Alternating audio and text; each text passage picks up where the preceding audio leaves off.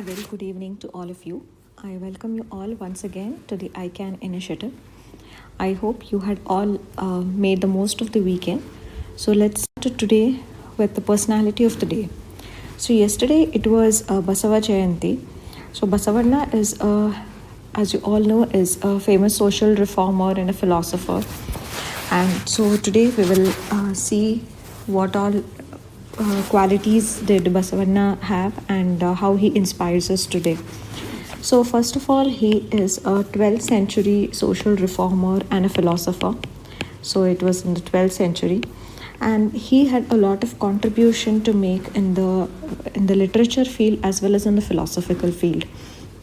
So not only I had even learned some of his quotes which I used in essays and ethics, and also the literature movement or the Vachana Sahitya that Basavanna started. So that is a very another wave of the similar to Bhakti and Sufi movements that happened elsewhere in India and much later in the 12th century.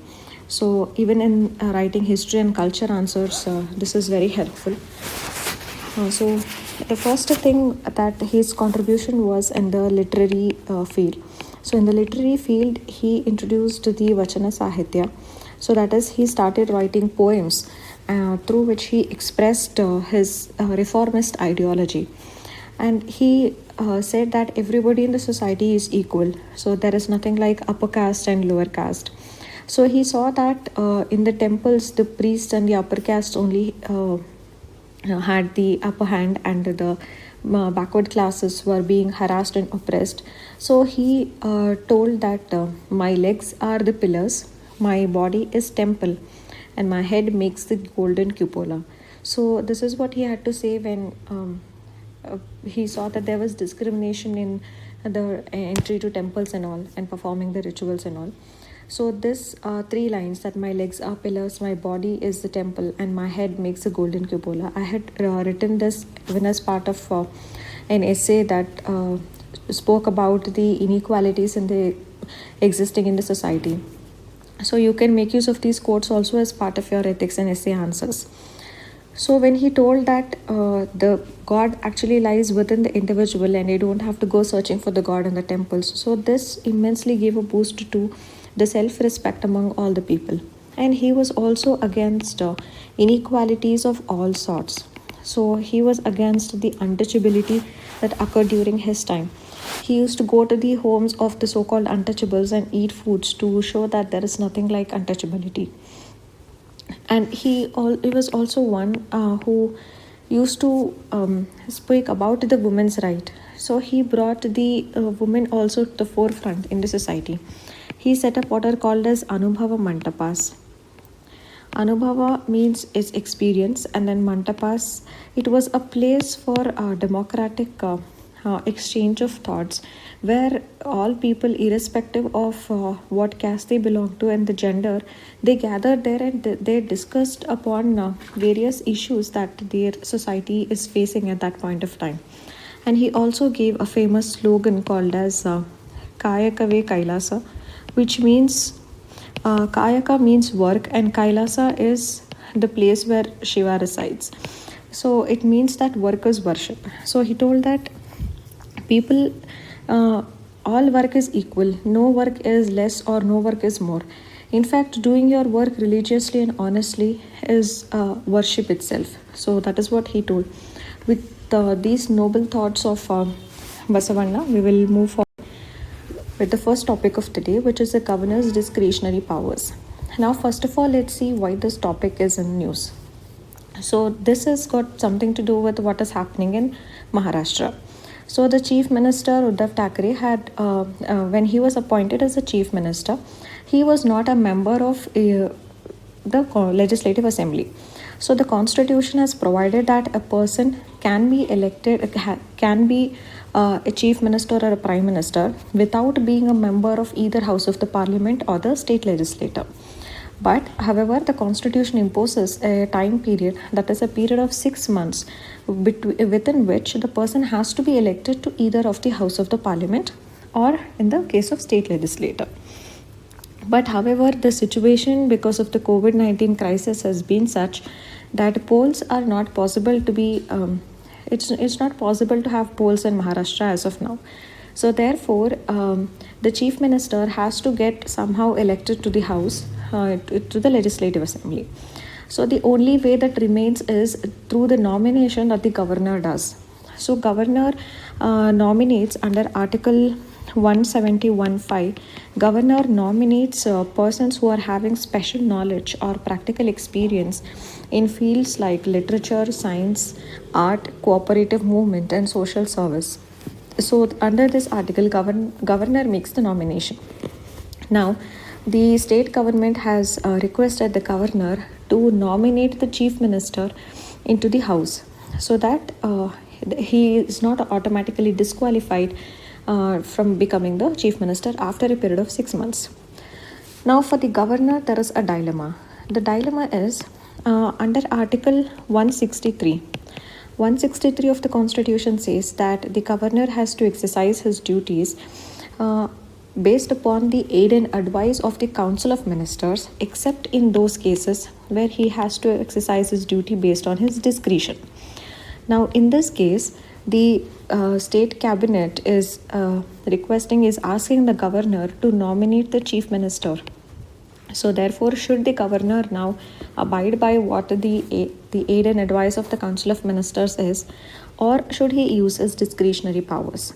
So there have been cases where the governor has used his discretionary power to appoint the chief minister in the case of a hung assembly. So now in this case, what has to be done? So this situation is not very peculiar, and neither has it surfaced for the first time. So even when Mr. H.D. Devegowda became the Prime Minister, he was not a member of the Parliament in 1996. Similarly, Sushil Kumar Shinde and Mr. Prithviraj Chavan also were not the members of Maharashtra legislature when they became the chief ministers way back in 2003 and 2010 also. And what about nomination? Even in that case also, this is not the first case where the governor would nominate a chief minister. So even way back in 1952, C. Rajagopalachari was nominated as a chief minister of Madras by the governor Sri Prakasa. So in this case, what should the governor do? So should he employ his discretion or listen to the aid and advice of the Council of Ministers? So in the case of Biman Chandra Bose, the Kolkata High Court had told that the governor has a discretionary power to nominate members. But it doesn't mean that this discretionary power can be used by the governor according to his own wishes. So in that case, the Kolkata High Court had rejected the nomination of 9 members by the governor to the legislature. He told by telling that the governor cannot use the discretionary powers in nominating the member. Therefore, what are all the discretionary powers of the governor, and how should the governor use the discretionary powers? Governor, being the constitutional head of the state, is an important link between the union government and the state government. So Article 153 of the Constitution provides that there should be a governor for each state, and also Article 163 talks about the discretionary powers of the governor. So this discretionary powers of the governor can be either constitutional discretionary powers, or it can be situational discretionary powers. So let's see each of these. Constitutional discretionary powers is like the governor is reserving a bill for the president for president's consideration. That is his discretion. Then governor is making a report upon imposition of Article 356 to the president, that in the state Article 356 will have to be imposed. So for that the governor is making a report. And in the 6th schedule areas, the governor has the discretion to prescribe the amount that is payable to the district council for mining of the minerals. Similarly, if the governor has also an additional charge of the union territory, then also the governor has a discretionary power. Then he can even call for information from the chief minister regarding the working of the legislators. So all of these things are the constitutional discretion. Similarly, when we come to the situational discretion, The governor can make the choice for the chief minister when there is no clear majority. So he can call a party to form the government in the case of hung assemblies. So the secondly, he can also dismiss the council of minister whenever he finds that they don't enjoy the confidence in the house. Similarly, he can also dissolve the state assembly when he sees that the government does not enjoy a majority. So these are some of the situational discretionary powers that the governor has. Now, when it comes to using these discretionary powers, there have been several instances where these discretionary powers have also been misused by the governors. At this time, to quote Ambedkar is very pertinent. B.R. Ambedkar had told that governor should use his discretionary powers not as a representative of a particular party, but as a representative of people as a whole. So that is how the governor should use the discretionary powers. So when we have to mention a few instances, it goes right way back to the S.R. Bommai case, where the S.R. Bommai government in Karnataka in 1989 was dismissed, and the governor had actually refused to allow a democratically elected chief minister to even prove majority on the floor of the house. So that is why this case went to the Supreme Court, and then there were guidelines that were given by the court regarding when the governor can suspend the government. So in that case, the Supreme Court told that the Council of Ministers has to be kept in suspended animation, and the assembly should be kept in suspended animation and not should be dissolved, and floor test has to be made compulsorily to ascertain whether the government enjoys the confidence or not. So all of these things will come into picture. Similarly, recently, if you remember, it again happened in Karnataka, where the governor didn't call the party that had the majority votes to form the government in Karnataka, but he called another party and he asked the party to form the government to prove the majority. And even when the other parties had formed a post-poll alliance and they had the majority, the governor did not call them to form the government.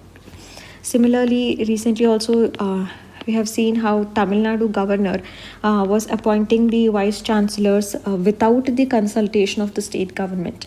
And also the governor of Tamil Nadu, Banwarilal Purohit, had also started to hold review meetings regarding how are the government schemes performing, when actually this is the job of the executive. So all of these shows how the discretionary powers have also been misused. And most recently, also in the Nabam Rebia judgment in Arunachal Pradesh, so the 5-judge constitutional bench of the Supreme Court has held that whenever Article 163 is to be used to exercise discretionary powers, then it must not be done arbitrarily or fancifully. Rather, the choice has to be dictated by reason, it has to be actuated by good faith, and it should also be tempered by caution. So this is the words of the Supreme Court itself in a 5-judge constitutional bench.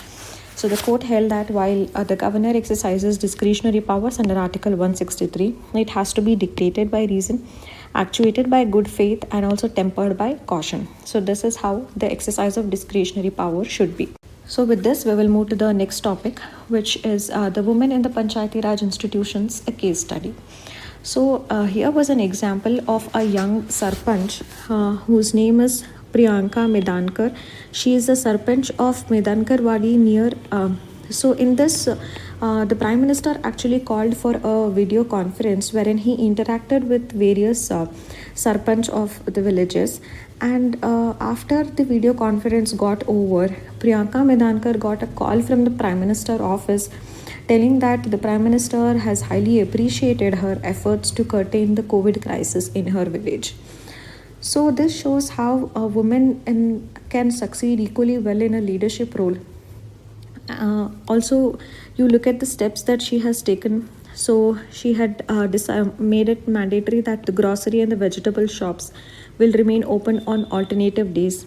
and the wearing of masks is compulsory, has been made mandatory. So all these measures have ensured that in her village there are 0 coronavirus cases. So this was highly appreciated by the Prime Minister.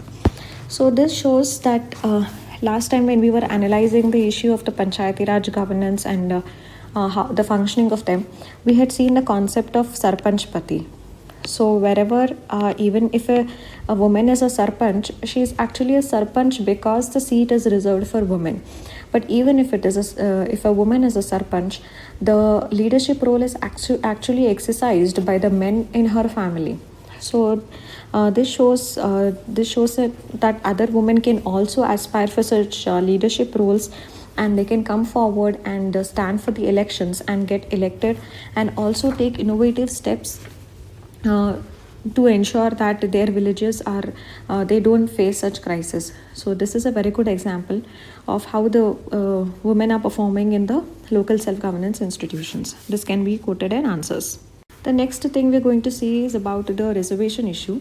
So what has happened is in Andhra Pradesh, it has passed an order saying that 100% of all the teaching posts in the state should be reserved for the local tribes only in the scheduled areas. In the scheduled areas of Andhra Pradesh, 100% of the teaching posts should be reserved for the local tribal people itself.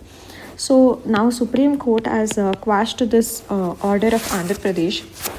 It has said that this will be against the interest, and it will be detrimental to other backward castes and also the other scheduled castes and even the other scheduled tribes who are not native to these areas.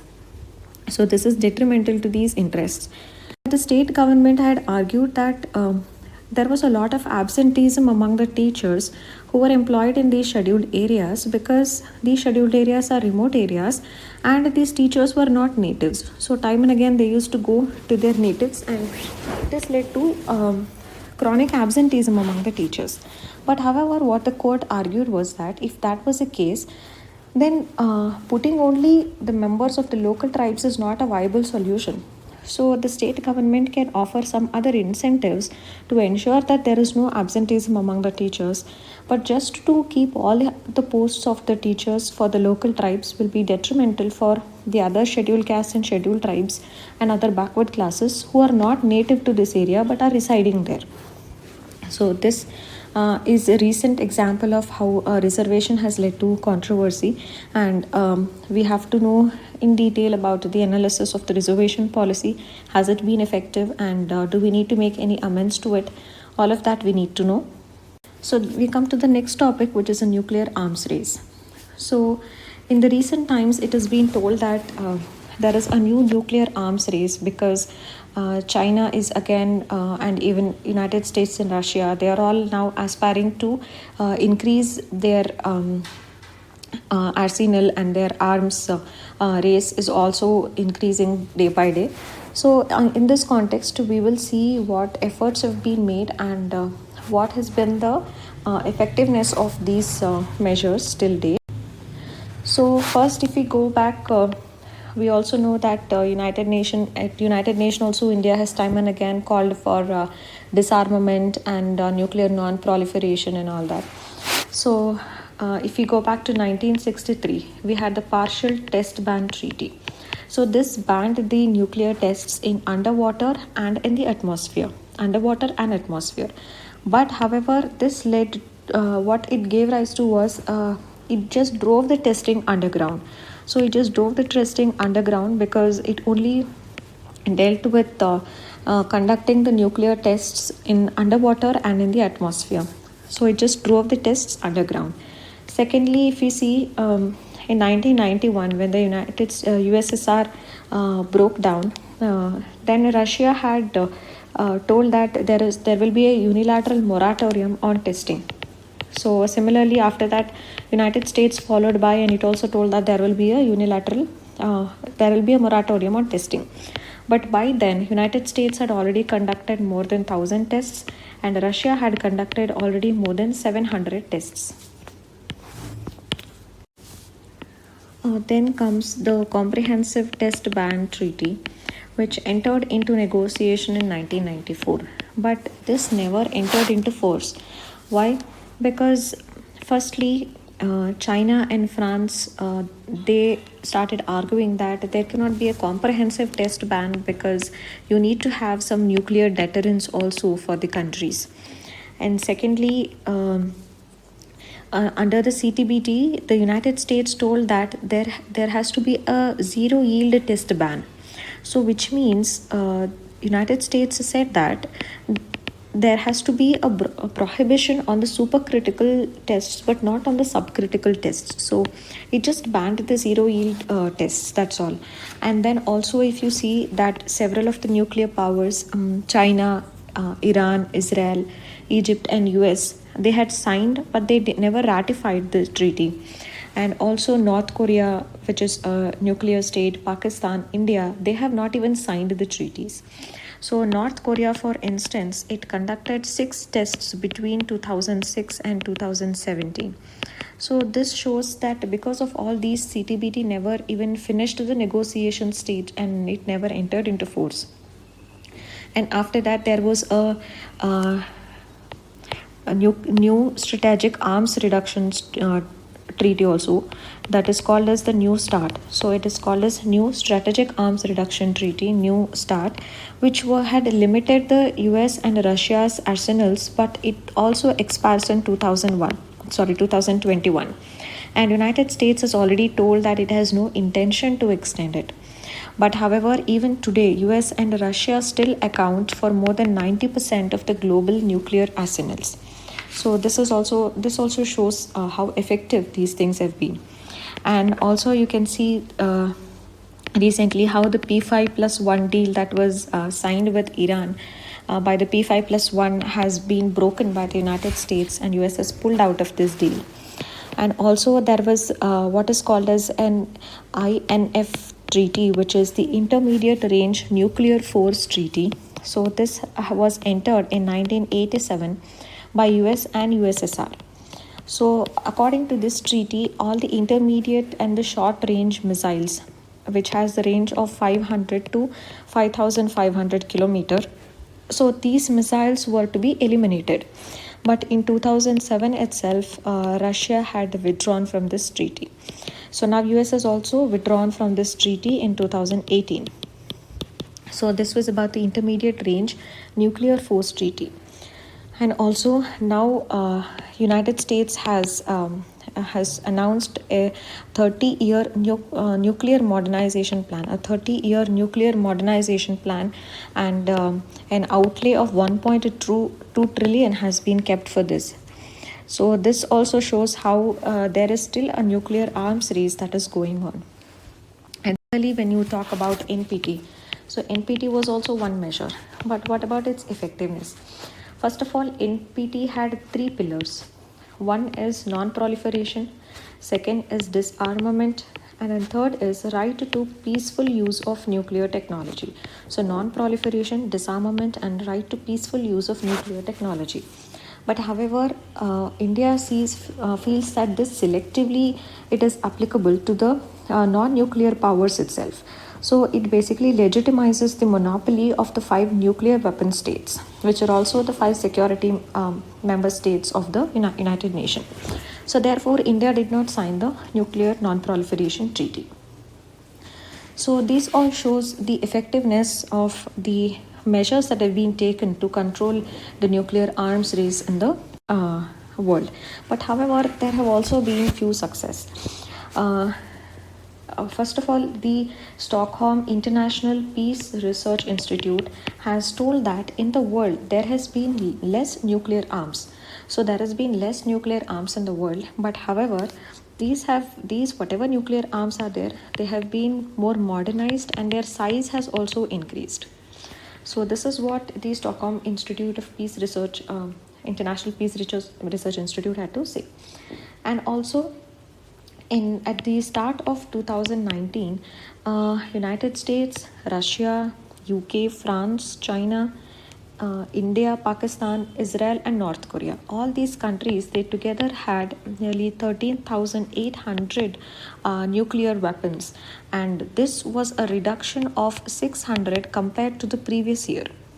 So this shows that some efforts are definitely bearing fruits. And if you talk about the success of non-proliferation treaty, in the 1980s, the nuclear warheads was 70,000, and now at least it is just 13,800.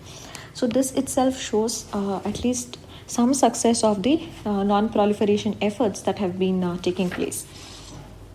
So now let us see, in this diagram you can see how much amount of warheads, nuclear warheads the countries have.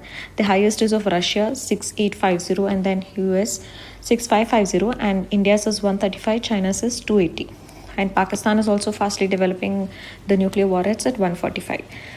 So this is the latest figure. And what has been India's nuclear doctrine? So India had announced this nuclear doctrine after it conducted the nuclear tests. So there it told that there will be credible minimum deterrence. Only for deterrence purpose it is going to use the nuclear weapons. Also there will be no first use policy. So India will use nuclear weapons only in retaliation, and whenever it retaliates using a nuclear weapon, it is going to be massive, and it will also give the enemy so much damage that it will be unacceptable for the enemy. So this is there. And then also India is told that it will not be using its nuclear weapons against a non-nuclear state. And then there will be moratorium on testing. And if a country attacks India using biological or chemical weapons, then India reserves the right to respond to such attacks using the nuclear weapons. And also India, at the outset itself, India always has supported that there has to be a global, verifiable and a non-discriminatory disarmament has to be there. So a global, verifiable, non-discriminatory disarmament is what India supports. And India has always supported a nuclear weapon-free world. So this is India's stance. And so this brings us to the multilateral export control regimes. So these export control regimes are basically they're voluntary in nature, and they are non-binding, and they are also outside of the United Nations. So there are 4 such multilateral export control regimes. So one is the Nuclear Suppliers Group, next is the Australia Group, next is Missile Technology Control Regime, and then the Wassenaar Agreement. So these are the 4 multilateral export control regimes which deal with exporting of the nuclear weapons. So, or other technology. NSG, India is not a member of NSG, but India is a member of all the other 3. And as far as NSG is concerned, India wants to be a member of the Nuclear Suppliers Group because that will have enable India to have access to the nuclear technology which is needed for power generation and other medical and useful peaceful purposes. So that is about NSG. The second is about the Australia Agreement. So this has to do with the chemical and the biological technology which could be weaponized. So it talks about the chemical and biological weapons. And then the missile technology control regime is about rockets, about aerial vehicles, etc., which can deliver weapons, nuclear weapons for mass destruction. So it is about those aerial vehicles which can carry the nuclear warheads and it can cause mass destruction. So it is about those technologies. And then Wassenaar Agreement is about conventional arms and also dual-use goods. So it's about conventional arms and also dual-use goods. So why is this important? It is important even for the prelims, where you can have a match the following, that these are the export control regimes, and then you may be asked to match them as which of the following have been rightly matched. So you have to know what each of these agreements have dealt with. So with this we will come to the question that I had asked on Friday. It was about what are the issues that the sugar industry in India is facing. So first of all, we should know that